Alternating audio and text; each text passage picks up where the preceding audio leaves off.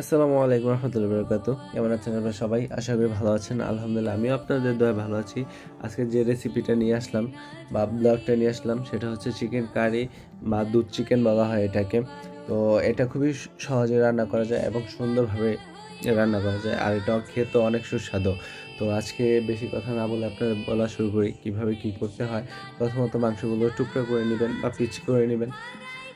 আপনার যদি রান বা পিস হিসেবে ভালো লাগে করবেন, আর যদি ছোট ছোট টুকরা করতে মন চায় এটা করবেন। আমি ছোট ছোট টুকরা করে নিয়েছি। তারপর কাঁচামরিচ, টমেটো, রসুন, পেঁয়াজ আস্তে আস্তে সব দিয়ে নেবেন। তারপর মশলা যেমন আমি দিচ্ছি আদা রসুন দিবেন। তারপর দুধ দিয়ে এটাকে সিদ্ধ করে নেবেন। সিদ্ধ করে নিয়ে তারপর মাংসগুলো আলাদা করে ফেলবেন। এর মধ্যে একটু ভাগিনের ভিডিও দিয়ে দিলাম আপনাদেরকে।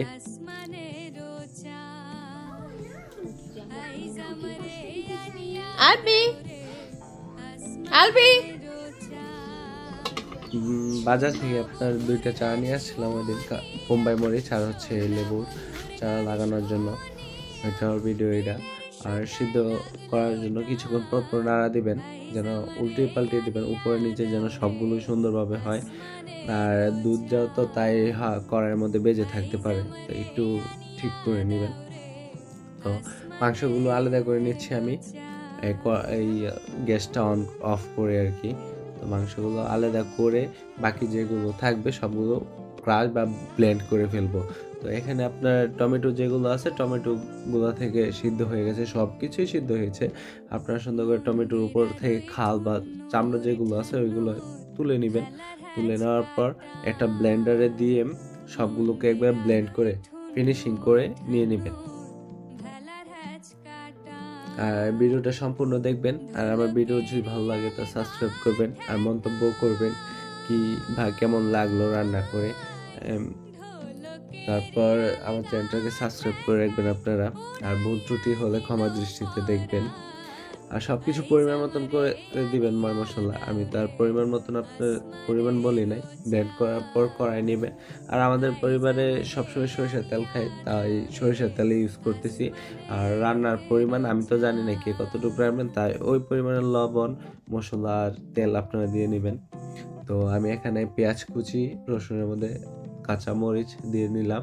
এখন দিব হলুদের গুঁড়া, সাথে মরিচের গুঁড়া পরিমাণ মতন। জাল হচ্ছে আপনাদের যার যার ব্যক্তিগত ব্যাপার। আমরা একটু বেশি জাল খাই। যেমন ক্রাশ করার সময় কিন্তু আপনার কাঁচামরিচ ছিল সিদ্ধ, ওইটাও ক্রাশ করলাম, এখানে কাঁচামরিচ দিলাম, আবার এক্সট্রাভাবে আপনার মরিচের ফাঁকি দিচ্ছি। তো আমরা একটু বেশি জাল খাই তাই দিয়ে দিলাম। তো জিরার গুঁড়া দিবেন, জিরার ফাঁকিও দিয়ে দিবেন, যেহেতু আমার প্রথম দেই নাই।